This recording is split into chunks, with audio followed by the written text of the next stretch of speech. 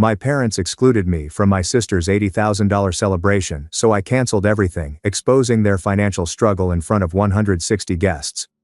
My folks called as I was fixing my durag before going to bed. Don't take this the wrong way, but we believe it's best if you don't attend your sister's gotcha day. The club just began accepting mixed families. We aren't pushing it by bringing both of you. You see, Lily was my adoptive sister. They had white skin, blonde hair that didn't move, gorgeous blue eyes, and I was their mixed-race kid with black skin that couldn't be bleached. I assumed that if I paid for her day, people would perceive me differently. Dad jumped in. Look, we've already allocated your payment to other expenditures. The $80,000 you gave has been put to good use. They had no idea that the venue, caterers and florists had one thing in common. I was their employer. So you're retaining my money while not inviting me. It's Lily's day, Mom stated simply. Do you understand? I gulped and said sure before hanging up. That's when I realized my family was going to discover what happens when you bite the hand that feeds you. I pondered about my childhood. Mine and Lily's birthdays are in the same month, 3 weeks apart. Lily's parties cost $6,000, which includes a bouncy house and catered food. Mine was a grocery store cake that Mom neglected to pick up until 6 p.m., owing to budgetary constraints. By the time Lily entered high school, I was essentially invisible unless I did something wrong.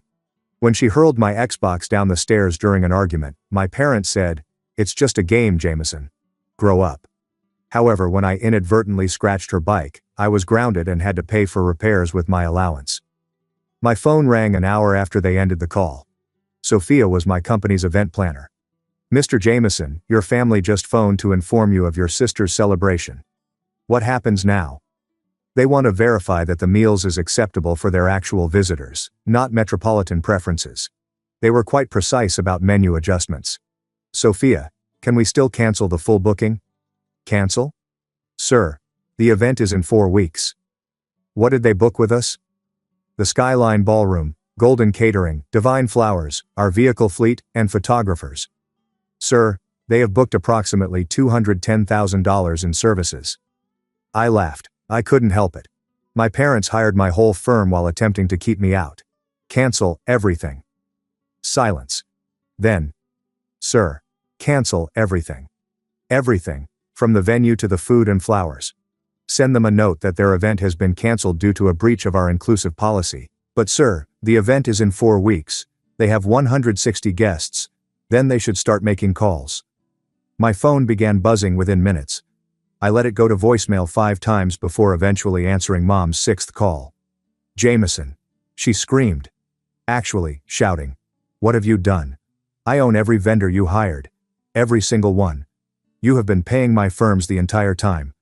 But we did pay deposits. Almost $110,000 in deposits, which you're receiving back, less my $80,000. Use it to discover new merchants. With only 4 weeks' notice, good luck booking anything great." Mom was crying now. "Jameson, please. Lily's been discussing this for months. She did nothing wrong. Did Lily know you didn't invite me?" "It makes no difference to her, Jameson." "Did she?" Number. More quietness. Then quiet. "She stated that the images would look better with only her. I don't care if she has her party on a park bench. Jameson's father is once again desperate. Your sister's buddies, our pals, everyone will. Everyone will do what? Discover that you cannot afford the lifestyle you have been promoting. Your kid, whom you've been disparaging for 20 years, now owns half of the city. We are your parents. No, you are Lily's parents. You made that apparent to me when I was 7. I could hear Mom weeping in the background. Dad was breathing heavily, like if he had been sprinting. "What do you want?" Dad eventually asked. "Money? An apology?" I reflected on every birthday party, graduation, and celebration I'd been excluded from because I didn't match their vision. "I want you to tell Lily the truth. All of it. Who funded for her party, who owns the vendors, and who exactly are you, Jameson? And I want you both to acknowledge something you've never been able to do." "What?" "That I am your only successful child. Say it to me, Lily, and your country club pals. Tell them I'm the only one of your children that doesn't rely on Daddy's money." The stillness was terrible. "We can't." "Then, enjoy explaining to 160 people why there is no party." "Wait," Dad's voice broke. I smirked. Come to my office tomorrow at 9 a.m. Your office? Excellence Events. Headquarters is the structure you see every day downtown. The next morning they entered my conference room. Lily stood beside them, her face puffy from sobbing. Say it, I said. No greeting or casual conversation. Dad gazed at the floor. You're successful in my eyes. He lifted his eyes. Lily, you are successful. Have you heard that? She nodded. Now for the rest. Mother spoke forward, her voice breaking. You're more successful than Lily, and you are our sole successful kid. Good. You may now convey this to your 160 visitors without a venue. But you said, I lied just like you did for 20 years. Mom dipped inside her purse and took out something unexpected. It was a letter on expensive paper, with a gold seal on top. Mom's hands trembled as she unfolded and passed it over the meeting table. I took it up and read the heading. Silver Oak Country Club's Board of Directors. The letter was dated 3 weeks ago. Dear Mr. and Mrs. Hargrave, this email is to inform you that your family membership has been placed on probationary status, awaiting evaluation. Several longtime members have recently expressed their worries about member demographics and sponsor connections.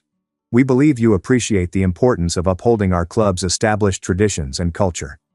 The board expects complete cooperation in resolving these issues, particularly with regard to guest lists for club-hosted events or those linked with membership.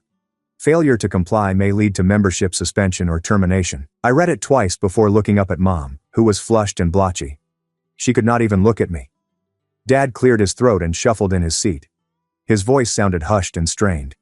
He informed me that they were 4 months late on their home equity payments. The mansion, the vehicles, and the lifestyle they'd been flaunting for years were all borrowed funds. Lily's Gotcha Day party was more than simply a celebration. It was meant to be their opportunity to meet with possible investors who could help them get out of their financial problem. They had invited business owners, real estate developers, and wealthy individuals who may be able to help them. That's why the venue was so important. That's why everything has to be flawless. That's why I couldn't go, because the country club was essentially blackmailing them into keeping me away or losing their membership totally.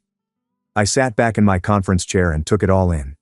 My parents were not only racist, they were also destitute and desperate. They had been exploiting Lily's celebration as a commercial opportunity, hoping to rescue themselves while forcing me out.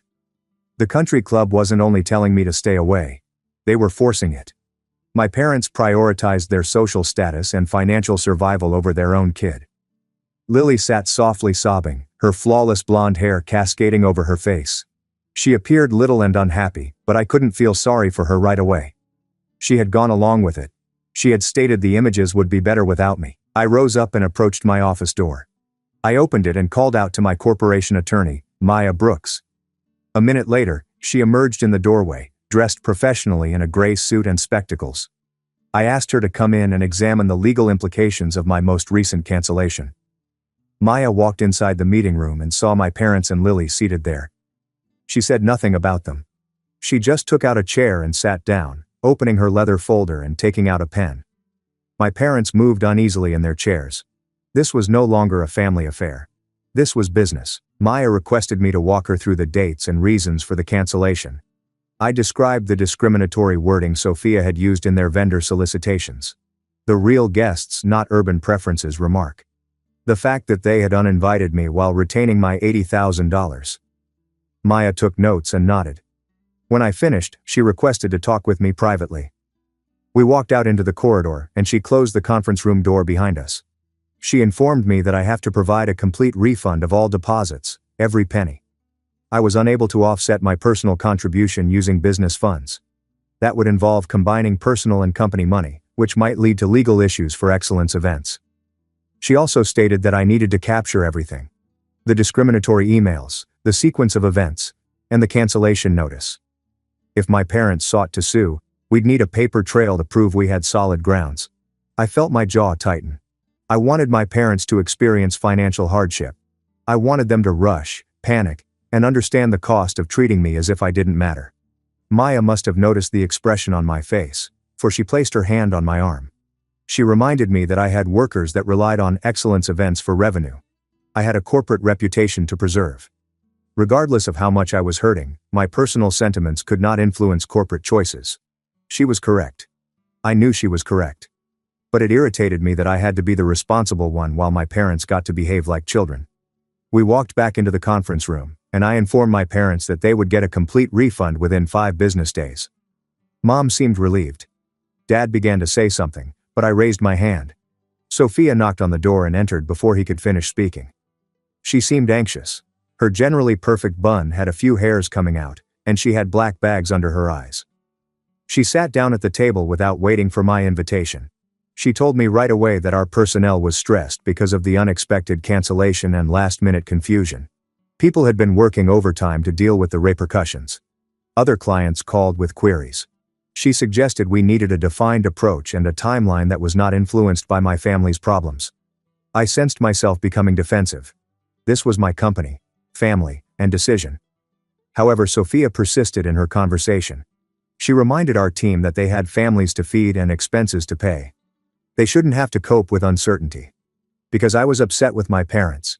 She was not being rude about it. She was only being honest. And she was correct. I had been allowing my upset sentiments influence my business decisions, which was unfair to others who worked with me. I drew a long breath and nodded. I informed Sophia and Maya that I understood. I then turned to my parents and Lily. I told them that if they wanted their services returned, they needed to satisfy 3 requirements. First, I issued a formal apology to my workers for the discriminatory wording in their vendor requests, specifically to Sophia and everyone else who had been harmed. Second, public recognition of my involvement in the family. No more hiding or pretending I do not exist. Third, a formal pledge to follow our inclusiveness standards at all future events. They have 84 hours to answer. Following that, the offer was permanently withdrawn. Dad began to protest, but Mom placed her hand on his arm. Lily only gazed at the table. They all seemed exhausted and discouraged. Maya took notes on the requirements and stated she would create the formal statement. Sophia added that we required a written answer rather than a phone call or verbal assurance. Everything needed to be documented. My parents stood to go. Dad's shoulders were drooping. Mom's eyes were crimson. Lily followed them out, without looking at me. The meeting room was unusually silent after they departed. I sat for a minute, simply breathing. Maya and Sophia remained with me. Neither of them said anything. They just sat there, and I appreciated that. That evening I was at home attempting to unwind when my phone vibrated with a text from Lily. I nearly didn't open it, but curiosity won. The material was lengthy and skillfully crafted. Lily apologized for the way things appeared and admitted that she had not thought it through. She discussed the strain she felt from her parents and their expectations of her. She stated that she now saw why excluding me was wrong. But while I was reading it, I noticed something. Lily was apologetic for the optics, the way things appeared, and for not thinking. She wasn't apologetic for true bigotry, or for agreeing to exclude her own brother because of his skin color. She had no idea why it was incorrect except that it made her seem horrible. I put down my phone without replying. I was exhausted. I'm weary of explaining, of having to educate my own family how to treat me like a human being. I'd given them terms and a deadline. Now I only had to wait and see what they'd decide. My phone rang the next morning before I had even arrived at work. Unknown number. I responded anyhow. A silky voice came through, the type that is accustomed to obtaining what it wants. He introduced himself as Ryan Carter of the Country Club Board. He stated that he had heard about the problem with my parents and wanted to smooth things up, but the way he spoke made it plain that he was not concerned about me. He was concerned about the club's image. He continued using language like delicate position and understanding the situation. He urged that I evaluate how this appeared for everyone concerned. Code meaning stop making waves. I let him ramble in circles for a minute before cutting him off. I told him I didn't want to assist the club keep doing what they were doing. If they were pressuring families to exclude members based on race, they should be prepared to face legal challenges. The silky voice became less smooth very quickly. He started backpedaling, claiming I had misunderstood. That was not what he meant at all. I hung up before he could continue. That afternoon, I opened up a therapist directory and began scrolling. I needed to speak with someone before doing anything I would regret. The wrath remained in my chest, like a hot coal. And a part of me wanted to keep going until my parents had nothing left. I discovered a therapist called Lorraine Walker who specialized in family issues and had an opening next week. I scheduled it. Simply having the appointment on my schedule allowed me to breathe a bit better. My email went off about 4 p.m. subject line from Dad's address. Apology. Despite having no expectations, I was disappointed. The entire thing was corporate talk. Phrases such as unfortunate mistake and unforeseen consequences. They did not once use the word racist. Not once did they confess what they did. They were sorry I was hurt. I apologize for any confusion. Sorry for the matter escalating, but not sorry for barring me from my own sister's celebration because of my skin tone. I forwarded it to Maya with only one line. Is this what responsibility looks like? She phoned me 10 minutes later. She said the email was junk, but we wanted to talk about something else. I sent my parents $80,000 for the celebration. I couldn't use the company's return procedures to keep that money. This was personal money, not corporate money. Combining the two might cause legal issues for Excellence events. I hated hearing that, but I knew she was correct. I told her everything was okay. I'd manage personal finances separately. Keep the business tidy. She sounded relieved. Sophia knocked on my office door shortly after I hung up with Maya. She was holding her tablet and wearing a troubled expression. She explained that we had an issue. The cancellation was being known across the vendor community. Other firms were speaking. Some of them said Excellence Events was untrustworthy, that the proprietor let personal matters interfere with business, and that we couldn't be trusted for large events. My stomach sank. I had been so focused on my parents. I hadn't considered how this appeared to everyone else. My reputation suffered as a result of family conflict. Sophia stated that she was getting queries from other suppliers and didn't know what to tell them. We needed a plan. Before I could respond to her, my phone rang again. Victor Hayes is one of my largest corporate clients. His firm participated in 3 large events with us each year. Large sums of money. I grabbed it up, and he got right to it. He had heard a few things. He wanted to know if our corporate policies were trustworthy, or if personal ties influenced how we conducted business. He wasn't being harsh about it, just straightforward. He had a board to report to, and he wanted to know if Excellence Events was stable. I said I'd send him anything in writing. He indicated he would wait to hear from me before making a choice. The call lasted around 3 minutes, but it seemed like an hour. After he hung up, I sat there, gazing at my desk. This was getting out of control. I spent the entire evening at my kitchen table, preparing a statement. Nothing about my parents exactly. Nothing about the Gotcha Day celebration. Just a straightforward notice about our inclusiveness policy and our right to reject service if customers break them. I kept everything neutral and professional. We discussed our commitment to treating all individuals with respect and decency. How we stuck to our ideals, even when it lost us business. By midnight, I had something that I didn't dislike. I forwarded it to Maya and Sophia for evaluation. Then I attempted to sleep but largely glanced at the ceiling. The following morning, Dad called. There will be no slick talk this time. He was angry. He stated I had breached their contract and they were hiring a lawyer. Breach of contract, pecuniary damages, the entire works. I did not even react. I just forwarded the voicemail to Maya. She emailed me a draft answer an hour later. It detailed how their discriminatory vendor requests had broken our inclusion policy, how we had documented proof of their rhetoric concerning genuine visitors and urban preferences, and how this provided us with obvious legal grounds to cancel. She told them to let her handle whatever lawyers they hired. Do not interact immediately. On Wednesday morning, I traveled to Lorraine's office for my first visit. The waiting room featured generic peaceful paintings and a water feature that was intended to be pleasant but instead made me want to urinate. Lorraine arrived precisely on time. She was younger than I imagined, maybe in her early 40s, with gentle eyes and a solid handshake. We sat down in her office and she inquired what brought me there. I told her everything. The uninvite, the cancellation, the confrontation, the false apologies, the business fallout, all of it. She listened without interrupting. When I finished, she asked me a single question. What is the distinction between justice and revenge? I did not have a decent answer. She replied that was okay. That is what we were going to work on. She instructed me to prepare 2 lists for our next session. One list of things I absolutely needed out of this circumstance. Another list of things I intended to punish my parents for. She said that most individuals couldn't tell the difference at first, and that the challenge was determining which was which. I left her office feeling strange. Not necessarily better, but different, as if someone had pointed out that I was holding something heavy and that I may not have to carry it in the same manner. That night, Lily texted me and asked if we could chat. There are no parents, only the 2 of us. I glanced at the message for about 10 minutes before answering. I told her we could meet for coffee, but I had some stipulations. No justifications for what occurred. Please do not ask me to mend things for Mom and Dad. And if she tried to guilt me, I'd walk out. She consented quickly. We scheduled it for the next morning at a coffee shop near my office. I barely slept.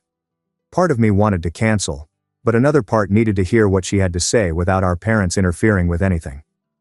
I arrived at the coffee shop early and sat in the back corner, where I could see the door. Lily arrived perfectly on time. Her eyes were red and swollen, as if she had been sobbing for days. She ordered something at the counter before coming over and sitting across from me. For a minute, none of us spoke. Then she started speaking. She said that she picked the no Jameson option because she felt the photographs would look better with just her and our white parents. She really stated it out. The shots would appear better, as if I were a problem that would damage them. But she kept going. She discussed how she had always felt pressured to be the perfect adoptive daughter. How Mom and Dad would tell their acquaintances about rescuing her from foster care. How she had to demonstrate that she belonged to the family and was appreciative and well-adjusted. How every mistake she made seemed to reflect on whether adoption was a smart decision. She stated that she believed that if the party looked beautiful and the images depicted an ideal white family, it would somehow validate all of her years of trying to establish her worth. I felt my fury doing something strange. It didn't go away, but it became more confusing because I understood what she was expressing, even if it didn't justify her actions. She had been dealing with being the show pony for Mom and Dad's white savior act. Proof they were nice people who saved a child, and she believed excluding me from the celebration would help to clean up the story. It was twisted up, but I got it. I leaned back in my chair and saw her fidgeting with her coffee cup. Then I uttered something I had not intended to say. What if instead of throwing a large celebration, we did something different? A modest family dinner for just the four of us, where individuals had to be honest and accept real responsibility rather than perform for 160 guests, but only if she was prepared to do meaningful work rather than simply apologize and go on. Lily gazed up at me with an expression that I couldn't decipher. She inquired about the type of employment. I told her about therapy, honest talks about race and adoption, and how I grew up in that house. She nodded slowly and said she would think about it. We finished our coffees without saying anything more. When I returned to my office that afternoon, Sophia handed me a printed statement. The country club had made it available an hour earlier. It was all corporate speak about their dedication to diversity and inclusion, how they welcomed families from all backgrounds, and how any indication different was a misinterpretation of their policy. I read it twice and wanted to chuck something because I knew what was going to happen. They were hiding their asses in public while pushing my parents secretly over their guest list. The statement was for show. The actual policy had not changed at all. I submitted it to Maya with a letter asking whether we had any legal issues. She said that she would probably not unless we had proof of intentional prejudice, which we did not have, only my parents' phone conversation and their anxiety of bringing me with them. That same evening, I got down and penned a response to my parents' inadequate apologies. I made it specific. They needed to sincerely apologize to my team by name for the discriminatory wording in their vendor demands. They needed to donate to a racial justice group and show me a receipt. And they had to promise that I would be involved in any family celebrations that my companies wished to sponsor. There are no exceptions, no excuses. I emailed it to each of them by email. Mom phoned within 20 minutes. Her voice was tense and aggressive. She said I was attempting to disgrace the family in front of their social circle, and that forcing them to apologize to my staff and give to an organization would make them appear racist. I told her they had already made themselves appear racist. This was only asking them to take ownership of it. Dad went on the phone and attempted a fresh approach. He offered to enhance their payment for the services by an additional $25,000 to compensate for the difficulties. I truly laughed. He still didn't get it. This was not about money. It was about them accepting responsibility for treating me as if I didn't matter. The next morning, Maya knocked on my office door with an offer. She prepared a business settlement. My parents may have received restricted resumption of some services if they signed an acknowledgement of policy infractions and a non-disparagement agreement. It would shield the corporation from any legal claims and provide a partial answer. She had arranged for flowers and photographs, but not the venue or complete catering, in a scaled-down version. I reviewed the paperwork she had created. They were comprehensive and competent, just what a decent lawyer would do to defend the business. But I felt stuck since I didn't want to offer them anything. Sophia came in while I was still reading the newspaper. She did not wait for me to ask her to talk. She told me straight out that she needs a solid go, or no-go date. The staff's timetable was becoming disorganized. Other clients need our services. She was not going to allow me keep the entire team in limbo while I dealt with my family problems. Her tone wasn't nasty, but it was straightforward. She was correct, and I knew it. I looked at the two of them seated across from my desk. My lawyer was attempting to defend the company, and my event organizer was trying to safeguard the workforce. Both were doing their jobs while I was allowing personal hurt to dictate business choices. I made a choice. I instructed them to create the settlement documentation. But I was establishing a deadline. My parents had 84 hours to examine the conditions, sign the acknowledgement, and agree to the restricted services. If they did not answer or attempted to negotiate, I was finished. They might locate other vendors and accept the consequences. Maya nodded and said she'd email everything along with a cover note outlining the schedule. Sophia made a note in her phone to block the dates tentatively. They both went, and I sat there with a sensation I hadn't had in days. Calmer, not joyful, not content, but calmer because I had established a boundary that I could truly live with. Now it was up to my parents. With only 2 weeks remaining, they could either accept the terms or seek for alternatives. In any case, I had done everything I could to safeguard my company and its employees, and that seemed sufficient. Sophia entered my office 2 days later, carrying her phone and wearing a strange expression. She informed me that the email my parents submitted with genuine guests and urban preferences had been passed to other event businesses in the city. 3 merchants contacted her directly, expressing their appreciation for Excellence Events' position on the inclusiveness policy. One catering firm even inquired whether we wanted to collaborate on future occasions since they appreciated how we handled discriminatory demands. My gut tightened as I read the messages Sophia displayed to me. The talk I'd been worrying about was evolving into something else. People noticed us sticking up for our ideals rather than simply canceling out of spite. That afternoon, Lily arrived at my workplace without contacting beforehand. She asked the receptionist if she could see me, and I nearly declined. But something made me tell them to send her back. She went in clutching a document, her hands trembling. She took out a prepared letter addressed to my employees by name. It was an apology for her involvement in the discriminating vendor request. She explained that she understood if they didn't want to work the event, but she wanted them to know she accepted responsibility for her role. I read it twice. It was not flawless, but it was authentic. She requested if she could sign it and leave it with me so I could share it with the team. I handed her a pen and watched as she signed at the bottom. After she went, I prepared duplicates and delivered them to everyone's mailbox. That small piece of paper altered the office vibe. My colleagues noticed Lily taking individual responsibility rather than cowering behind our parents. The next morning, I contacted my parents and told them that I would only re-establish 2 services. Flowers and photographs. Not the location, food or transportation. They could only have these 2 things. Mom began to object, but I stopped her off by saying the deal ended in 24 hours. They had till tomorrow to accept, or I will withdraw everything forever. My phone rang 6 hours later, with a voicemail from Dad. I could hear him breathing heavily before he began speaking. He referred to the scaled-down package as an insult. I said I was ruining Lily's wonderful day for pride. His voice grew stronger as he explained how I was punishing Lily for something that was not her fault. He concluded by adding, "I'd regret this when I had kids of my own and understood what real family meant." I listened to it 3 times. Every time I had the impulse to call back and cancel everything, I refrained. I stored the voicemail and returned to work. On Thursday afternoon, I headed to Lorraine's office for my second therapy appointment. She inquired how I felt about the partial reinstatement, and I replied that I was conflicted. A part of me wanted to offer my parents nothing. Another part of me felt like I was being petty by withholding services that they had already paid for. Lorraine proposed a notion called enoughness. She went on.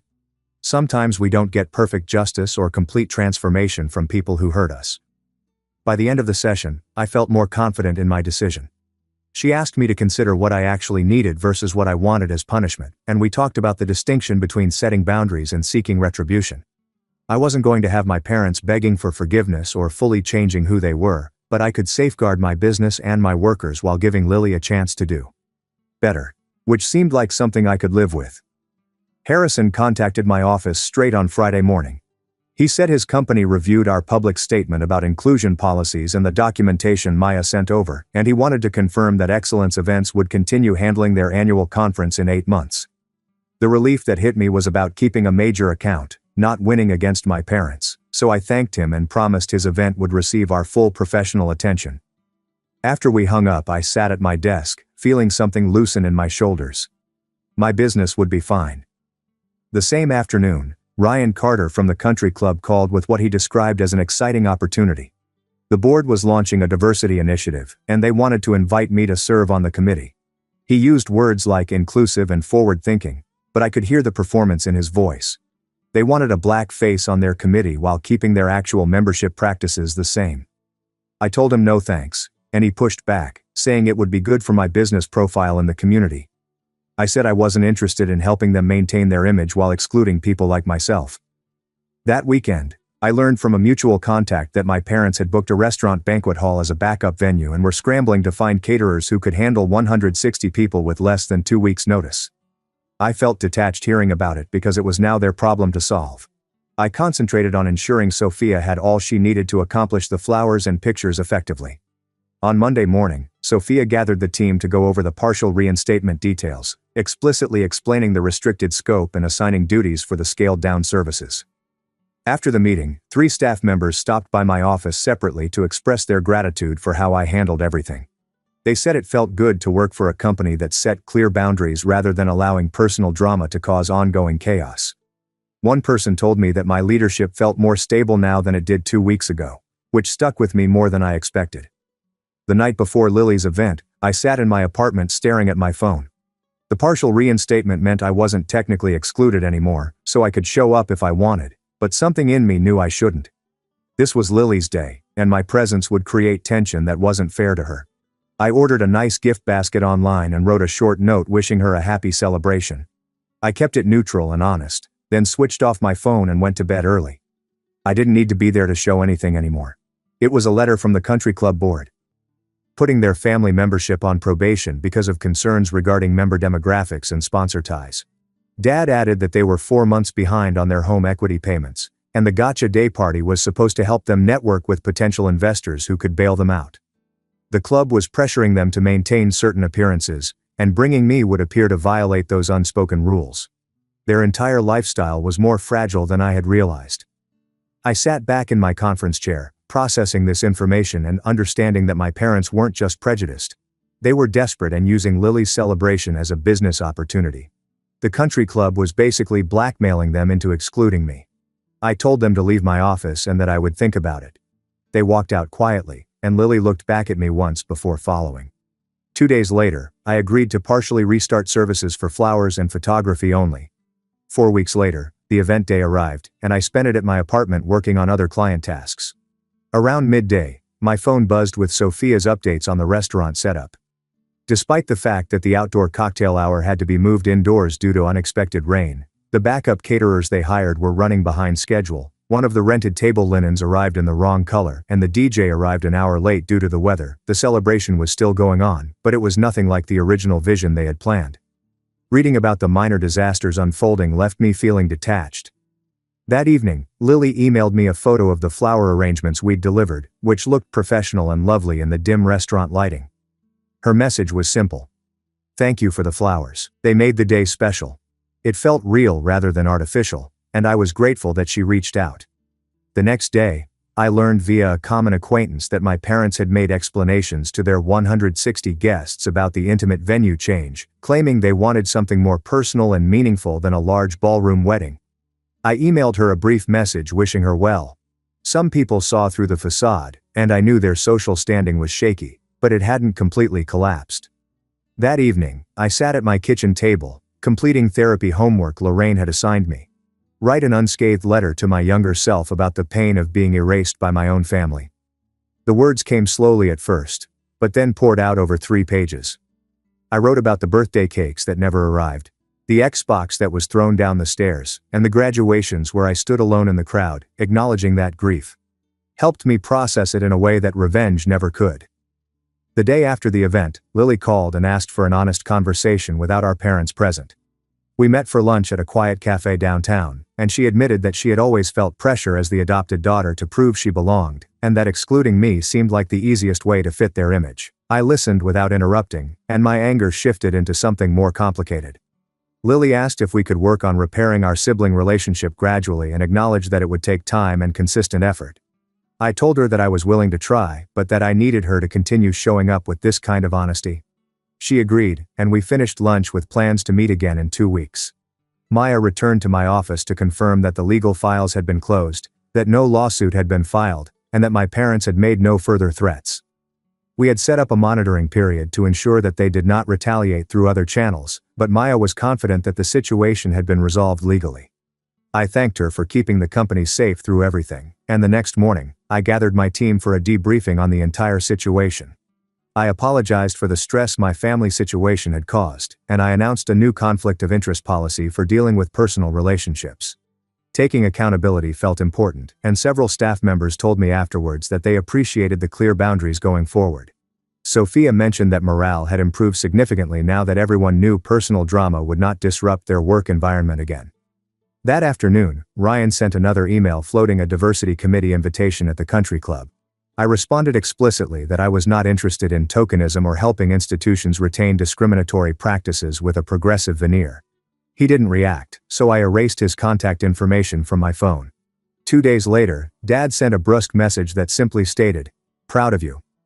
Mom remained completely silent, which told me everything about who might eventually be capable of real change and who wouldn't. I saved Dad's text, but didn't respond right away because I needed time to figure out what kind of relationship I wanted with either of them in the future. I scheduled my next session with Lorraine for the following week because I needed help sorting through everything that had happened. Walking into her office felt different this time, less like I was looking for strategy, and more like I needed to face something more difficult. She asked me to sit in my usual chair and asked how I was doing with the family situation now that Lily's event was over.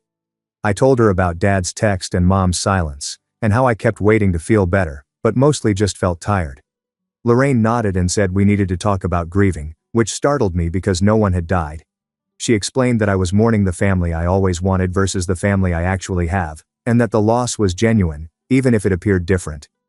We spent the hour figuring out what healthy contact with my parents might look like, assuming they could change at all.